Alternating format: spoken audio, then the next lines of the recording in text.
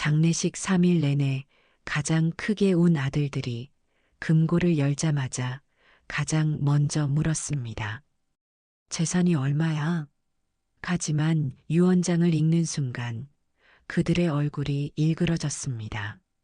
전 재산을 막내딸에게 10년간 아버지를 외면한 대가였습니다. 저는 박지혜입니다. 올해 43이에요. 아버지가 돌아가셨습니다. 심장마비였어요. 갑작스러웠죠. 아침 9시에 통화했는데 점심 12시에 쓰러지셨다는 연락을 받았습니다. 따님, 빨리 오세요. 환자분이 의식이 없으세요. 병원으로 달려갔어요. 심장이 두근거렸습니다. 제발 괜찮기를 빌었죠. 하지만 응급실 문을 열자마자 의사가 고개를 저었어요. 유족분이세요? 유감입니다. 최선을 다했지만 아버지는 가셨습니다. 78세. 갑작스러운 심장마비였어요. 저는 그 자리에 주저앉았습니다. 아침에 통화했던 아버지 목소리가 귓가에 맴돌았어요. 지혜야, 오늘 저녁에 뭐 먹을까? 아버지, 삼계탕 어때요? 좋지, 좋아. 그럼 저녁에 보자. 그게 마지막이었습니다. 장례식장을 준비했어요. 형제들에게 연락했습니다. 큰오빠 민수, 52세. 미국에 살고 있어요. 10년 전부터 미국에서 일하고 있었죠. 오빠 아버지가 돌아가셨어. 뭐, 아버지가? 언제? 오늘 낮에. 심장마비셨어. 알았어. 비행기표 끊을게. 내일 갈게. 둘째 오빠 민호, 48세. 서울에서 사업을 한다고 했어요. 하지만 잘 안 됐나 봐요. 오빠 아버지가, 응, 민수한테 들었어. 장례식장 어디야? 서울 아산병원 장례식장이야. 알았어. 지금 갈게. 장례식장에 형제들이 모였습니다. 아버지, 민수 오빠가 큰 소리로 울었어요. 영정 앞에 엎드려 통곡했습니다. 10년 만에 보는 오빠였어요. 명절에도 바쁘다며 안 오던 오빠였죠. 아버지, 왜 이렇게 갑자기 가셨어요? 민호 오빠도 울었어요. 사업한다며 바쁘다던 오빠. 1년에 한두 번 전화하던 오빠였습니다. 명절에도 잠깐 왔다가 금방 가던 오빠였죠. 저는 조용히 아버지 영정을 바라봤어요. 눈물만 흘렸습니다. 소리내어 울지 않았어요. 아버지가 편안해 보이셨거든요. 사진 속 아버지는 미소 짓고 계셨습니다. 장례식 첫날 밤이었어요. 조문객들이 오셨습니다. 고인께서는 어떻게 돌아가셨어요? 심장마비셨답니다. 갑자기 참 안 됐네요. 그래도 자식복은 있으셨어요. 아드님들이 이렇게 효자시고 민수 오빠와 민호 오빠가 조문객들에게 절을 했어요. 눈물을 닦으며 말했죠. 아버지께 효도 못해서 죄송합니다. 하지만 저는 알았어요. 저 눈물이 진짜가 아니라는 걸요. 10년간 아버지를 외면했던 사람들이었으니까요. 장례식 이틀째 밤 민수 오빠가 저를 불렀습니다. 지혜야, 아버지 재산 정리는 어떻게 되는 거야? 오빠, 지금 그런 얘기를 언젠가는 해야 할 얘기잖아. 아버지가 뭐 남기신 거 있어? 잘 모르겠어요. 아버지가 말씀 안 하셨어요. 금고는 있잖아. 아버지 서재에 큰 금고. 금고요? 응, 예전에 본 적 있어. 아버지가 말씀하셨어. 내가 죽으면 금고를 열어보라고. 비밀번호는 너희들이 알 거라고. 민호 오빠도 끼어들었어요. 맞아, 나도 들었어. 금고에 뭔가 있대. 저는 불편했습니다. 아버지 장례식이 끝나지도 않았는데 재산 얘기를 하다니. 장례식 마지막 날이었어요. 발인을 마쳤습니다. 아버지를 화장했어요. 유골함을 들고 납골 땅으로 향했습니다. 아버지, 편히 쉬세요. 납골 땅에 아버지를 모셨어요. 옆에는 어머니가 계셨습니다. 10년 만에 부모님이 다시 만나셨어요.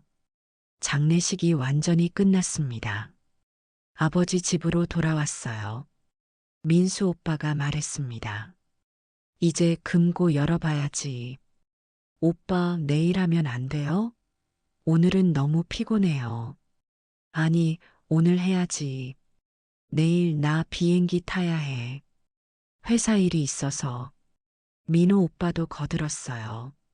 나도 내일 약속 있어. 오늘 하자. 다음 날 오전, 세 남매가 아버지 집 서재에 모였습니다. 아버지 서재는 아늑했어요. 책이 가득했죠. 아버지는 독서를 좋아하셨어요. 책장 옆에 큰 금고가 있었습니다. 검은색 금고였어요. 디지털 비밀번호 방식이었죠. 민수 오빠가 비밀번호를 눌렀습니다. 0-5-2-7. 아버지 생신이지? 삐삐삐. 틀렸습니다. 빨간 불이 들어왔어요. 아, 우리 생일이라고 했지. 민호 오빠가 말했어요. 그럼 0-8-1-5. 민수 오빠 생일? 딸깍. 금고가 열렸습니다. 초록 불이 들어오며 잠금 장치가 풀렸어요. 민수 오빠가 금고 문을 열었습니다. 안에는 두꺼운 봉투들이 가득했어요. 등기부등본 뭉치, 통장 여러 개, 서류들, 그리고 봉인된 유언장. 민수 오빠가 먼저 통장을 집었습니다. 잔고가 얼마지? 통장을 펼쳤어요. 국민은행 통장. 예금 2억 원. 2억? 또 다른 통장을 펼쳤어요. 신한은행. 1억 5천만 원. 여기도 1억 5천? 세 번째 통장. 우리은행. 1억 5천만 원. 합쳐서 5억이네. 민수 오빠 얼굴에 미소가 번졌습니다. 민호 오빠가 등기부를 펼쳤어요. 강남 아파트, 서초구 반포동, 전용 면적 84이. 등기부를 자세히 봤습니다. 시세가 얼만데? 반포 아파트면 최소 15억은 되겠네. 또 다른 등기부를 펼쳤어요. 목동 상가, 양천구 목동, 1층 상가 52. 이것도 최소 5억. 세 번째 등기부, 강남 오피스텔. 이건 얼마지? 부동산 서류를 하나씩 확인했습니다. 시가총액을 계산했어요.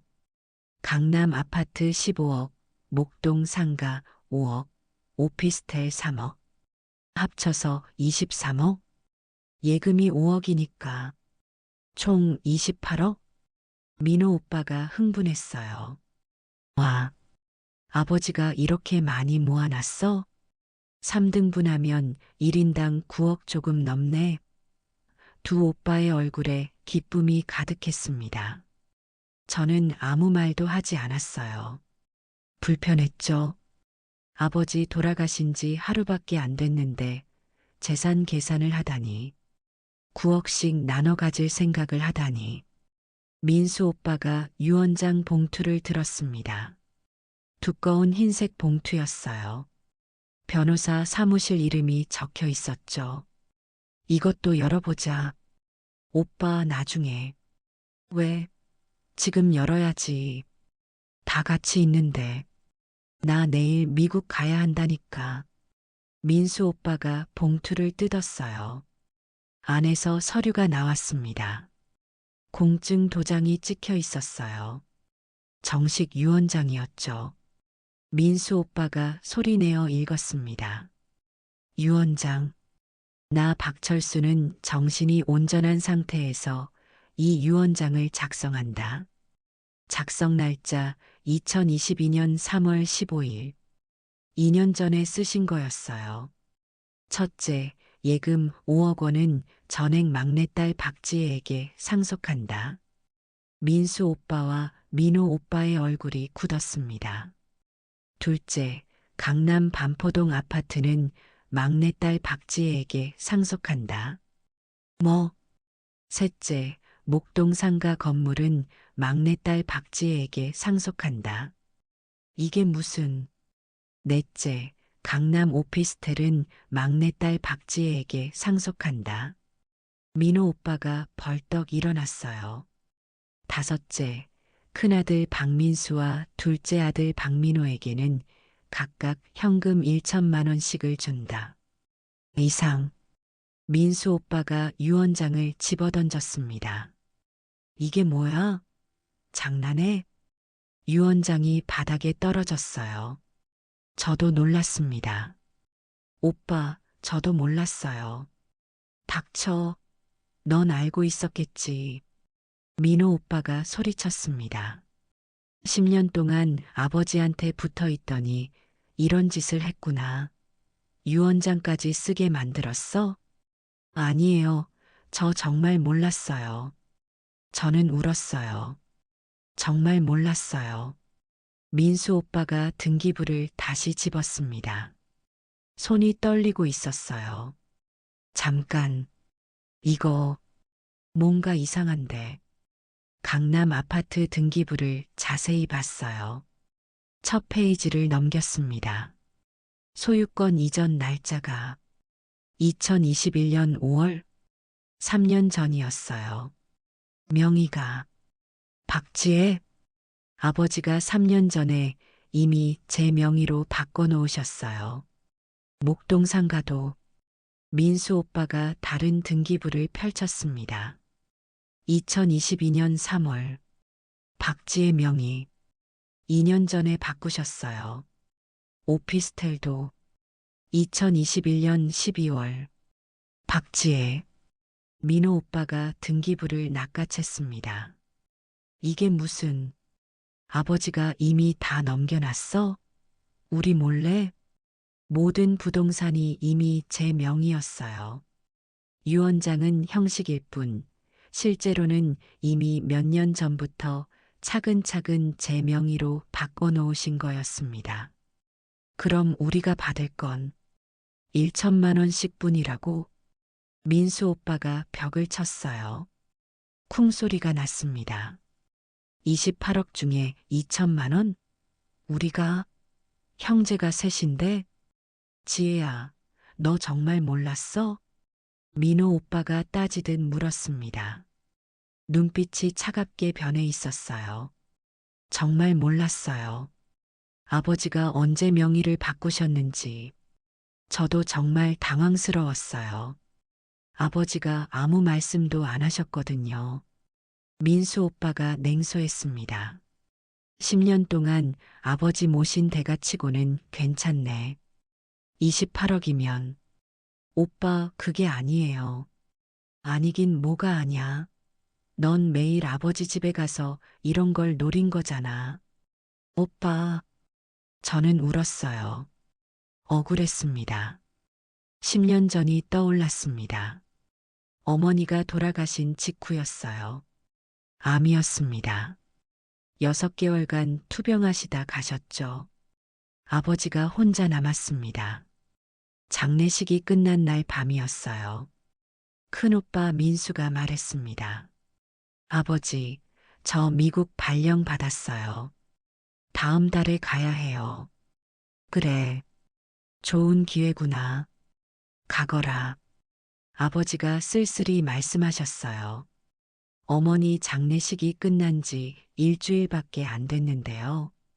아버지, 미안해요. 승진 기회거든요. 안 갈 수가 없어요. 괜찮다. 내 인생이니까. 민수 오빠는 한 달 후 미국으로 떠났어요. 그 후로 10년간 한국에 안 왔습니다. 명절에도 바빠서 못 가라는 전화만 왔어요. 둘째 오빠 민호는 사업한다며 바빴습니다. 아버지, 저 사업 시작했어요.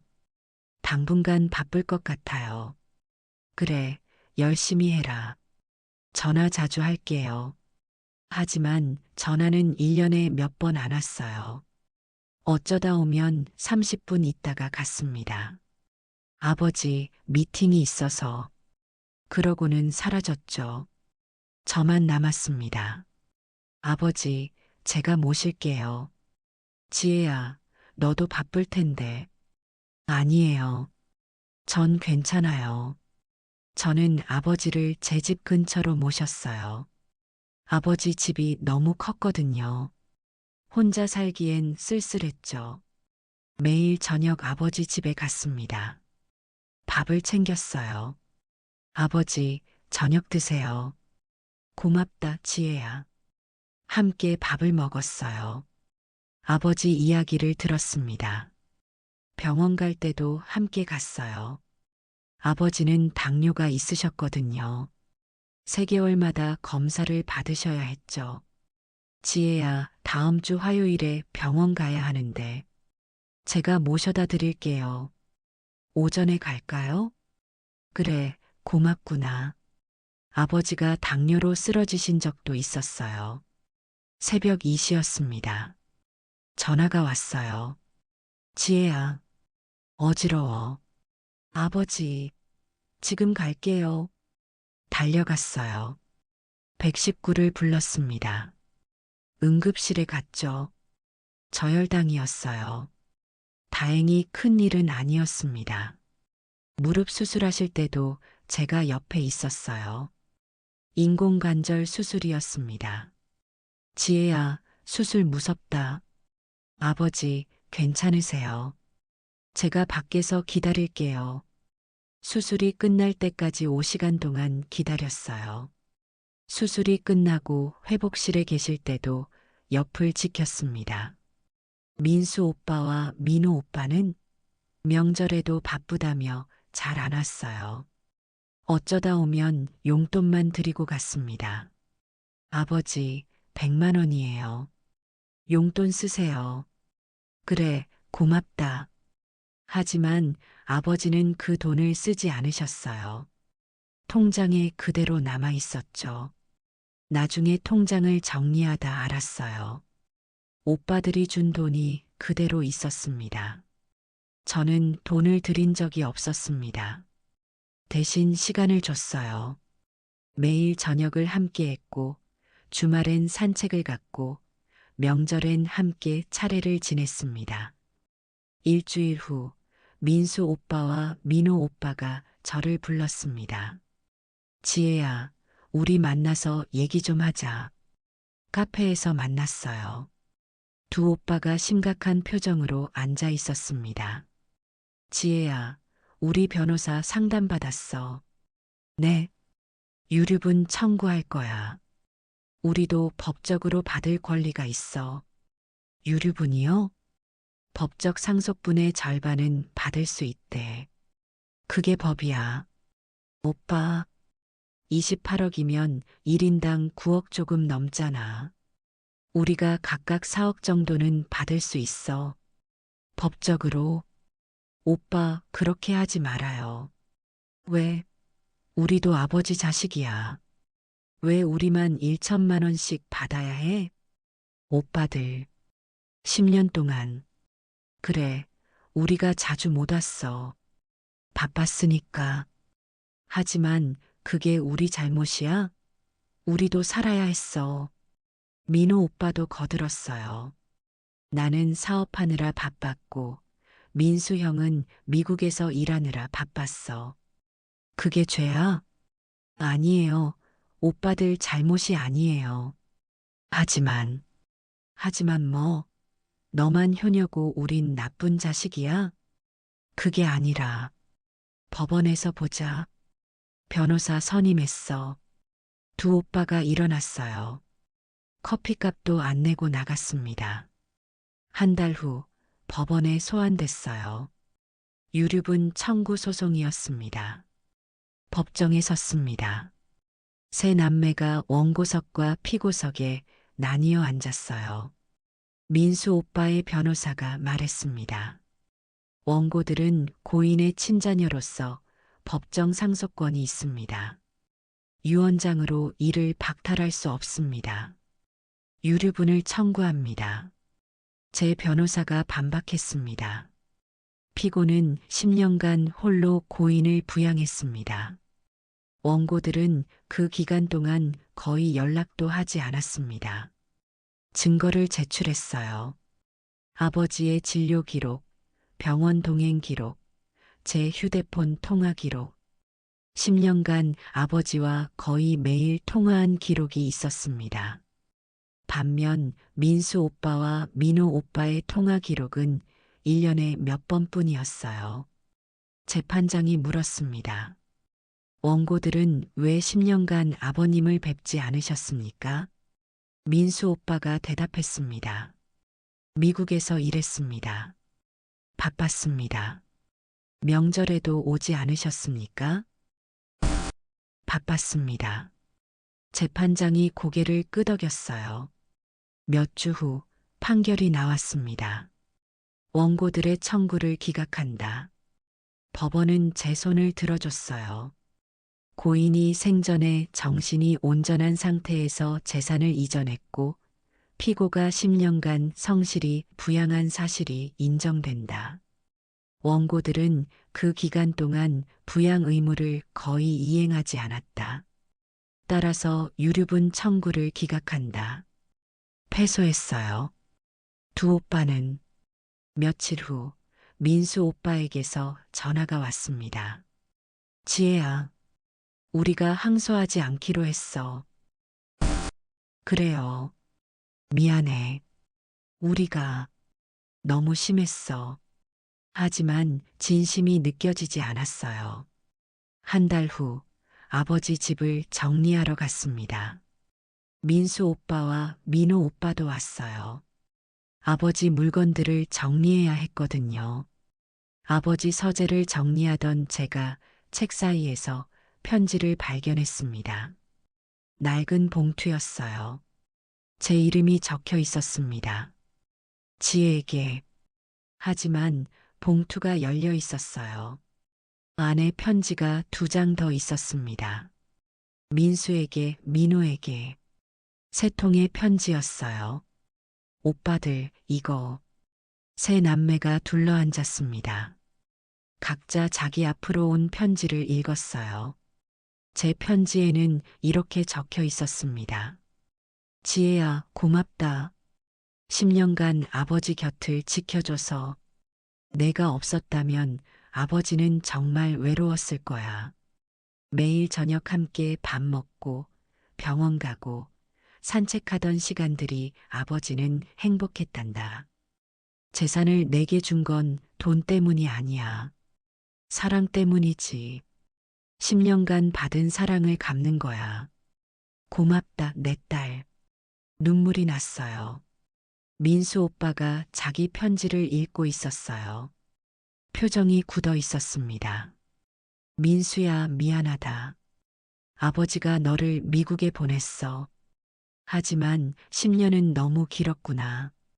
전화 한 통이 그렇게 어려웠니? 명절에 얼굴 한번 보는 게 그렇게 힘들었니? 아버지는 외로웠다. 하지만 너를 이해한다. 바쁜 거 알아. 용서한다. 사랑한다, 아들아. 민호 오빠도 자기 편지를 읽고 있었어요. 눈가가 붉어졌습니다. 민호야, 사업 잘 되길 바란다. 하지만 사업보다 가족이 중요하단다. 아버지는 내가 성공하는 것보다 내가 행복한 게 더 중요해. 1년에 몇 번 전화하고 명절에 잠깐 와서 용돈 주고 가는 게 효도가 아니란다. 그냥 함께 있어주는 게 효도야. 지혜를 봐라. 지혜는 돈을 준 적이 없어. 하지만 시간을 줬지. 아버지는 그게 더 고마웠단다. 세 남매가 침묵했습니다. 민수 오빠가 먼저 말했습니다. 지혜야, 미안해. 오빠, 우리가 정말 잘못했어. 아버지한테도, 너한테도. 오빠 괜찮아요. 아니야, 괜찮지 않아. 우리가 너무 이기적이었어. 재산만 생각했어. 민호 오빠는 아무 말 없이 일어나 나갔어요. 복도에서 우는 소리가 들렸습니다. 1년이 지났습니다. 저는 아버지가 물려주신 재산으로 조용히 살고 있어요. 아버지 집은 그대로 뒀습니다. 가끔 그곳에 가서 청소를 하고 아버지를 그리워해요. 매주 토요일엔 납골당에 가요. 아버지와 어머니를 뵙습니다. 아버지, 어머니, 잘 지내시죠? 꽃을 올리고 차를 따르고 이야기를 나눕니다. 민수 오빠는 미국에서 돌아와 한국에서 일하고 있어요. 가족이 그리웠대요. 가끔 연락해요. 지혜야, 밥이나 한번 먹자. 좋아요, 오빠. 만나면 어색하지만 예전보다는 나아졌어요. 오빠도 많이 반성한 것 같아요. 민호 오빠는 사업이 망했어요. 빚이 많대요. 어느 날 전화가 왔습니다. 지혜야, 미안한데 돈 좀 빌려줄 수 있어? 5천만 원만. 오빠, 제발. 지금 너무 힘들어. 오빠, 제가 도와드리고 싶지만 고민했어요. 하지만 아버지 말씀이 떠올랐어요. 사랑을 주어라. 오빠, 돈은 드릴 수 없어요. 하지만 역시 안 되는구나. 대신 오빠, 일자리를 찾아드릴게요. 제 친구 회사에서 사람 구한대요. 같이 일해요. 일자리? 네. 처음부터 다시 시작해요. 제가 도와드릴게요. 민호 오빠는 잠시 침묵하다 말했어요. 알았어. 고맙다. 지금 민호 오빠는 그 회사에서 일하고 있어요. 월급은 많지 않지만 성실히 일하고 있습니다. 가끔 셋이 만나요. 납골당에서요. 아버지, 우리 다 왔어요. 세 남매가 나란히 서서 아버지께 절을 올립니다. 예전과는 다릅니다. 이제는 진짜 가족 같아요. 저는 아버지가 남겨주신 재산을 소중히 쓰고 있어요. 하지만 재산보다 더 소중한 걸 받았습니다. 아버지의 사랑. 그리고 그 사랑이 무엇인지 배웠어요. 함께 있어주는 것. 그게 진짜 사랑이었습니다.